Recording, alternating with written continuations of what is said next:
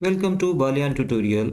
This video is about some problems on definite integral as a limit of sum and try to explain the result that definite integral is the limit of a sum. Definite integral a to b fx dx can be calculated with the help of a limit of a sum, and that is sum is h r equal to 1 to n f of a plus rh. यदि ये video आपके मतलब का है तो please subscribe the channel. Okay, consider the graph AZD of a function y equal to fx. What we want to do, हम चाहते हैं find the area of this ABCDZA under the graph between x equal to a to x equal to b. Okay, क्या चाहते हैं हम? We want to calculate this area. Okay, but there is no basic formula till this date to calculate this type of area. One way by which this area can be approximated is to divide this region into a number of rectangles of equal width, and then area of each rectangle we add up all these individual rectangle area to get the required area. Okay, क्या करते हैं हम? Try करते हैं to find this area और approximate this area ABCDZA by dividing this region into 4 parts. And when you divide this region into 4 parts, then the width of each rectangle will be h equal to b minus a by 4. Okay, like this. Okay, चलते हैं. देखिए यहाँ पे क्या लिया है, area ABCDZA. We want to approximate it by dividing into 4 rectangles. And these 4 rectangular are MBEN, LEFZ and KFGJ, and the last one and the red IGCD. Okay, अब देखिए एट पॉइंट ए पर point ई आपका है ई, point ई को देखिए आप. Point ई पे आपकी एक्स की वैल्यू कितनी है, a प्लस एच. तो आपका जो हाइट है फर्स्ट रेक्टेंगल की वो की आपकी एफ ए प्लस एच. ऐसी पॉइंट एफ को देखिए, वहां पे एक्स की वैल्यू कितनी है, a प्लस 2h. तो आपका जेड एफ कितना हो गया आपका height F A plus 2h, क्योंकि ये जो लाइन है ना जहां पे जाके कट करेगी वही आपका उस पॉइंट के ऊपर हाइट होगी. और जी के ऊपर यदि आप देखें at the point G X equal to कितना हो गया आपका a प्लस 3h. तो आपका जो जी जे है इस रेक्टेंगल की हाइट कितनी होगी, आप एफ ए प्लस 3h. और सी पे जाएंगे तो x की वैल्यू कितनी है, a प्लस 4h. तो हाइट सी डी की वैल्यू कितनी होगी आपकी एफ ए प्लस 3h. आइए देखते हैं इन रेक्टेंगल्स का एरिया. ये आपका जो फर्स्ट येलो रेक्टेंगल है इसका एरिया कितना हो गया आपका h, क्योंकि सभी रेक्टेंगल की जो विड्थ है वो है h और हाइट इस रेक्टेंगल की कितनी है, एफ ए प्लस एच. तो इसका एरिया कितना होगा, H F A plus H. ऐसे ही सेकंड रेक्टेंगल का एरिया कितना होगा आपका H F of A plus 2h. ऐसे ही थर्ड रेक्टेंगल का एरिया हो गया आपका H F A plus 3h. और लास्ट फोर्थ रेक्टेंगल का एरिया हो गया आपका H F of A plus 4h. ठीक है, देखिए यदि आप इस पर रेक्टेंगल को दूसरे रेक्टेंगल के एरिया को आप दूसरे तरीके से लिखना चाहेंगे तो जो आपकी एनी आपके एनी आप ये एनी की वैल्यू देखिए, एनी आपका यहाँ और जेड एफ एनी की वैल्यू क्या है आपकी, यहाँ पॉइंट कितना है, ये पॉइंट कितना है आपका x1. तो ये एनी ये कितना हो गया आपका एनी कितना हो गया आपका fx1. ऐसे ही आपका जेड एफ कितना हो गया fx2, जीजे कितना हो गया आपका fx3, सी आपका कितना हो गया fx4. तो आप इस एरिया को दूसरे तरीके से लिखना चाहोगे तो आपका ये एरिया होगा h इंटू एफ एक्स 1, दूसरा होगा आपका h ऑफ एफ एक्स 2 और तीसरा होगा आपका h ऑफ एफ एक्स 3 और फोर्थ वाले का जो एरिया होगा वो होगा h एफ एक्स 4. ये देखिए आप ये एरिया आपने इस तरीके से भी लिखा है, यहाँ पे इसको ऐसे लिख सकते हैं. बट देखने वाली बात क्या है, जो आपने ये एरिया निकाला है दिस एरिया, ये एरिया जो एक्चुअल एरिया है उससे ज्यादा है. देखिए ये इतना ये ज्यादा है. यदि आप फर्स्ट रेक्टेंगल की बात करें तो ये एरिया आपने ज्यादा ले लिया है. ठीक है, दूसरे में आपने ये एरिया आपका ज्यादा इंक्लूड हो गया है जो आपने अप्रोक्सीमेट किया है. और तीसरे रेक्टेंगल में आपने ये एरिया जो अप्रोक्सीमेट किया है ना उसमें ये ज्यादा आ गया है. और ये फोर्थ रेक्टेंगल में आपने ये एरिया ज्यादा ले लिया है. ठीक है, इस तरीके से आप ये अप्रोक्सीमेट करोगे तो ये वैल्यू आपको एग्जैक्ट आंसर नहीं देगी, बट यदि आप if you want to better approximation, you can divide your region into n parts. N is very large value and the width of each rectangular is same. जब आप n की value बढ़ाते जाएंगे, when you increase n, the width of the rectangle decrease होती चली जाएगी।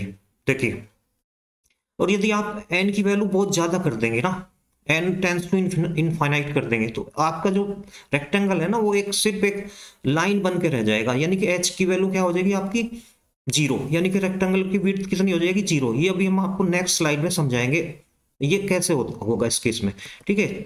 इस case में क्या होगा, देखिए इसमें आप इसके टुकड़े करते जा रहे हैं, आपने क्या करा, टुकड़े देखिए ऐसे इतने सारे टुकड़े आपने कर दिए, ये सब आपने कर दिए, तो आपका यहाँ पे क्या हो गया, ये देखिए ये वाला, ये यहाँ पे देखना है आपको, ये आपका रेक्टेंगल ना पतला होता जा रहा है, विड्थ इसकी घटती चली जा रही है, और जब आप n टेंस टू इनफाइनाइट करेंगे तो ये खाली x रह जाएगा और ये आपका fx रह जाएगा, ये हाइट, ये पॉइंट रह जाएगा खाली यहाँ पे पॉइंट बस, और पॉइंट के ऊपर ये एक वैल्यू रह जाएगी fx, ठीक है। तो the height of any rectangle converted into fx and width will be converted into A typical point x। कब, जब n टेंस टू आप इनफाइनाइट कर देंगे, उस केस में आपका h क्या हो जाएगा 0।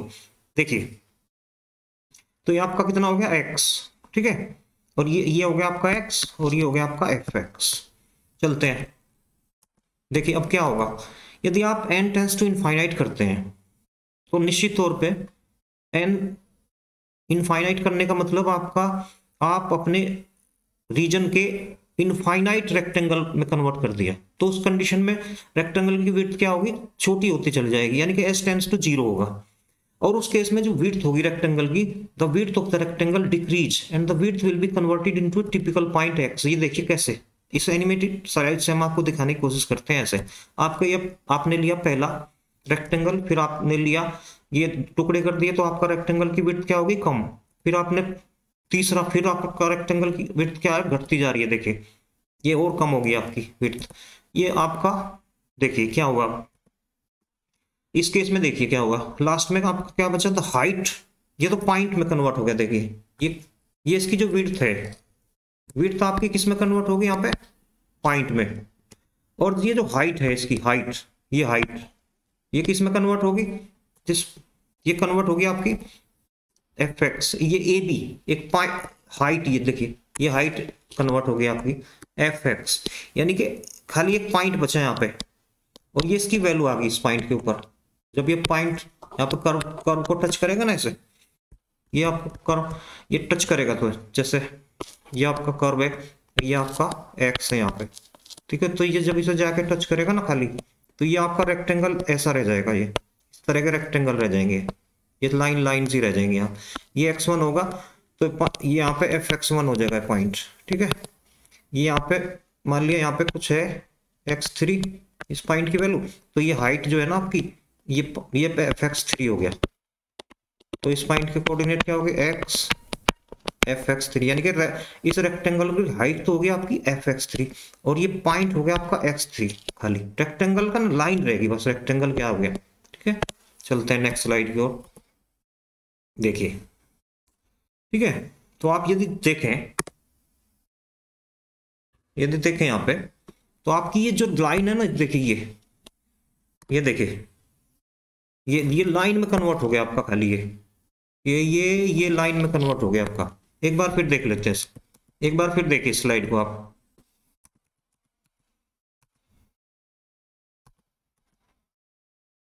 ठीक है, ये देखिए आप इस स्लाइड को,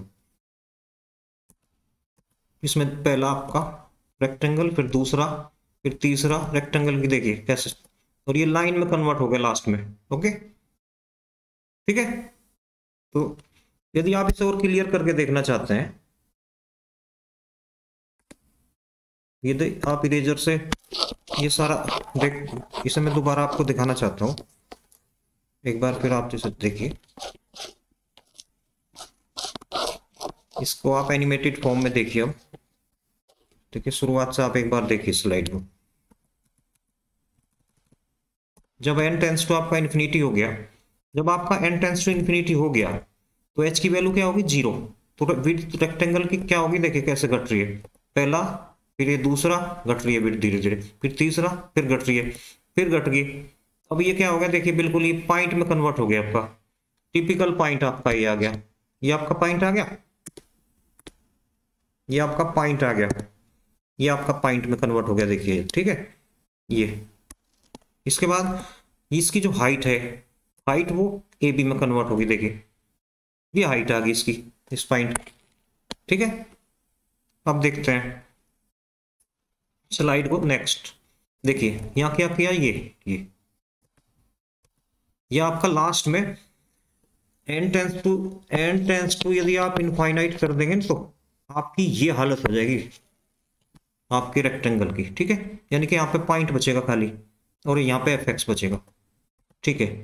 अब आपने अभी जब आपने अप्रोक्सीमेट किया था और अपने एरिया के 4 टुकड़े किए थे, तो जो आपका अप्रोक्सीमेटेड एरिया आया था वो आया था आपका ये area H F A plus 2 H F of F A plus 3 H 4 H. तो यानी कि जब 4 टुकड़े करते हैं तो 4 तक आ रहा है लास्ट में।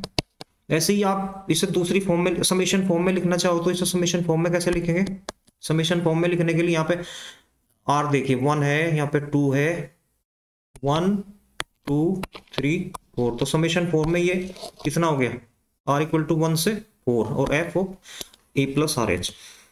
इसे हम यदि चाहते हैं दूसरे तरीके से लिखना, पॉइंट की फॉर्म में, x1 की फॉर्म में, तो x1 x2 x3 x4 तक जाएगा, और समेशन फॉर्म में आप इसको ऐसे लिख पाओगे, ठीक है। ये आपने जब आपने अपने एरिया के 4 टुकड़े किए थे, when you divide your area in 4 parts in 4 rectangle, then approximated area is given by these formulas, ठीक है। ये 2 फार्मूले हैं, इनके द्वारा अब बाय दीज फार्मूला। अब देखिए, अब यदि आप n इक्वल पार्ट करेंगे तो क्या आएगा, लास्ट में क्या आपका F A plus N H, और समेशन फॉर्म में कहां तक जाएगा, r इक्वल टू 1 से लेके n तक, यानी कि रेक्टेंगल कितने हो गए आपके n, और ये फर्स्ट का हो गया, ये सेकंड का हो गया एरिया, ये थर्ड का, और ये लास्ट का एरिया, यानी कि कितने रेक्टेंगल है n, और सबका एरिया यहाँ पे आपने डिवाइड करके फाइंड कर लिया, ठीक है। इसे आप दूसरी फॉर्म में लिखना चाहते हैं, इस फॉर्म में लिखना चाहते हैं तो इस फॉर्म में भी लिख सकते हैं, आप पॉइंट फॉर्म आ गई आपकी, तो इसे समेशन फॉर्म में आप सीधा लिख सकते हैं ऐसे, ठीक है। बट देखने वाली बात क्या है, ये जो क्वांटिटी आप यहाँ पे देख रहे हैं, this is the approximated area, ये आपको अप्रोक्सीमेटेड एरिया देगा अंडर द कर्व। ये जो वैल्यू होगी, this value will not be exact. To improve the estimated value हमें क्या करना पड़ेगा, we must take a large number of very thin rectangle, यानी कि हमें क्या पड़ेगा, एन की वैल्यू को बहुत बढ़ाना पड़ेगा।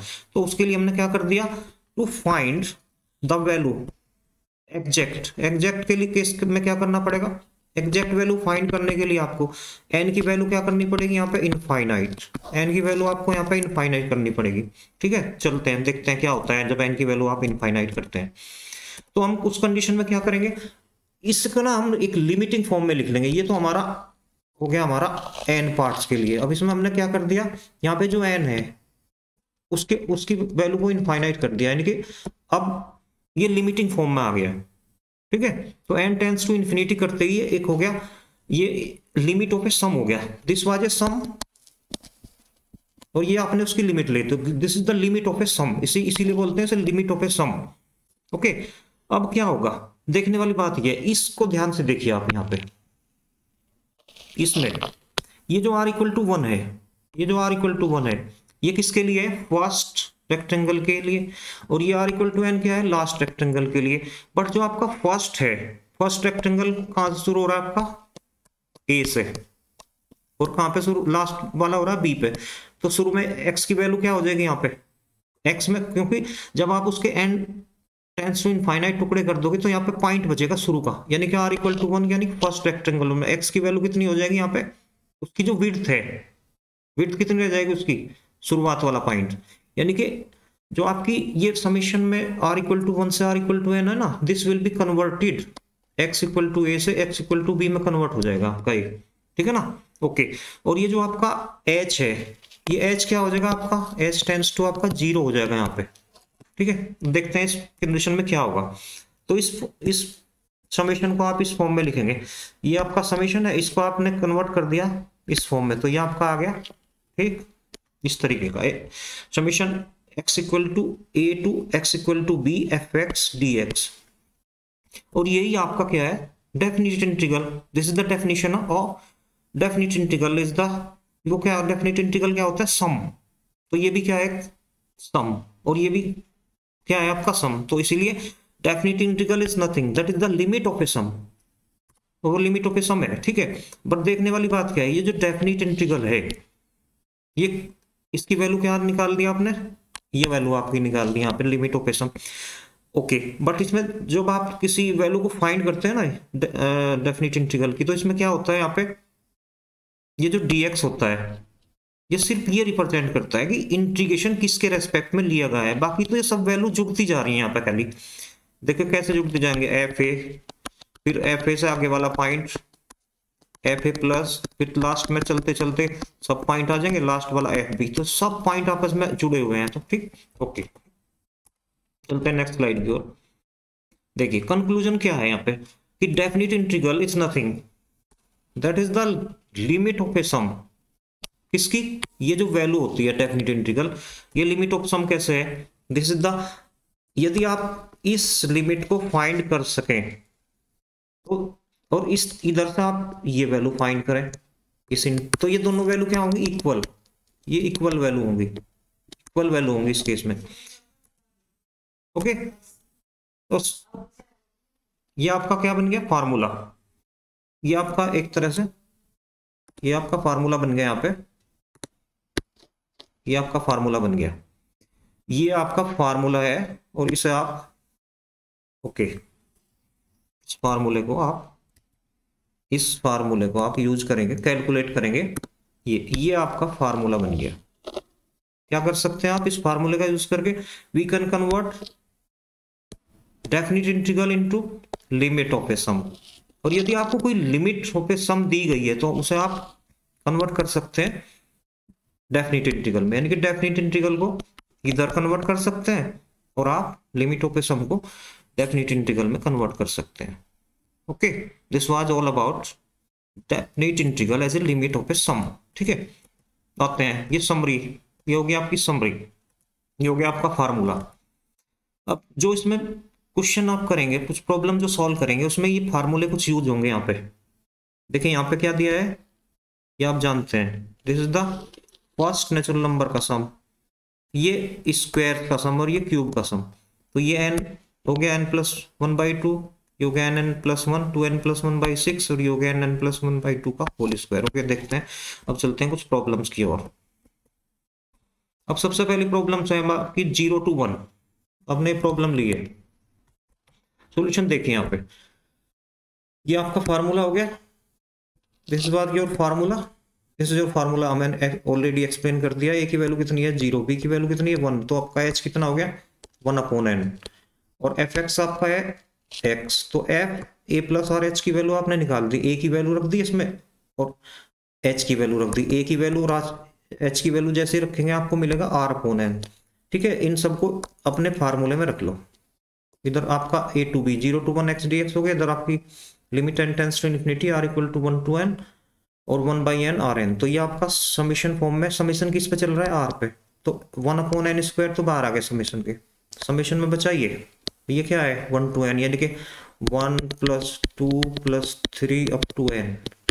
ये किसका फार्मूला है, इसके फार्मूले को आप जानते हैं, इसकी वैल्यू कितनी आ गया n+1/2। अब ये आपका एक लिमिट का क्वेश्चन हो गया सीधा। अब आप इस लिमिट को फाइंड कीजिए और because n tends to infinity है, तो कोशिश कीजिए 1/n बनाए, जहां भी बना सके। When you find this limit you get 1/2, okay. इस तरीके से आप डेफिनिट इंटीग्रल को इस लिमिट ऑफ सम से सॉल्व करके देख सकते हैं, हो जाता है, ओके। चलते हैं नेक्स्ट क्वेश्चन की ओर। ऐसे इस क्वेश्चन में क्या दिया है 1 to 2, यहाँ पे क्या है 1 से 2 fx dx, ये हो गया आपका फार्मूला। इस फार्मूले में a की वैल्यू कितनी है 1, b की वैल्यू कितनी है 2, तो h कितना हो गया आपका ऐसे ही 1/n, fx कितना है 2x+1, तो आपका f of a + r h की वैल्यू आपने फाइंड कर दी, पुट कर दिया उसमें a और h की वैल्यू, तो वी गेट दिस 2 + 2r/n + 1, ठीक है। तो ये आपका fa + rh आ गया, वो आपने अपने दिए गए फार्मूले में रख ली इस वैल्यू को, बट आपकी जो समीशन है वो किस पे चल रहा है, आर पे। तो ये आप जब समीशन फॉर्म में लिखोगे तो ये एक तो हो गया, इसमें ये तो खाली रह गया जब, बट समीशन यहाँ पे क्या है, 3/n R equal to 1 to n। तो ये हो गया आपका समीशन, यहाँ पे वन वन बार बार आएगा ये, ठीक है ना। देखिए यहाँ पे ध्यान से इस चीज को, और इसमें होगा ये 2/n² तो बाहर आ गया, बट अंदर क्या है यहाँ पे, क्योंकि यहाँ पे देखो ना 3/n और समेशन ऑफ 1 चलेगा, r equal to 1 to n। तो इस कंडीशन में बार बार 1 आएगा, 1+1+1, तो इसमें बार बार 1+1+1 चलता रहेगा।